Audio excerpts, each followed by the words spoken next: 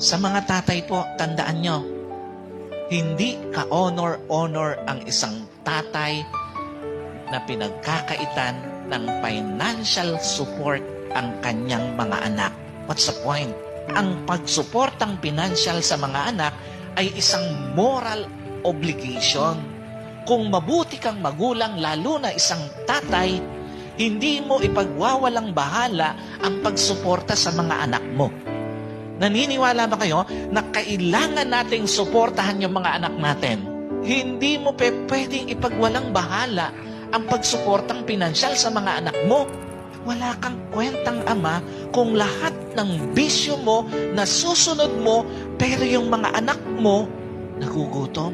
Sa lahat po ng nakakarinig ng mensaheng ito, na mga nagpapabayang magulang, lalo na tatay, wala kang kwentang tatay.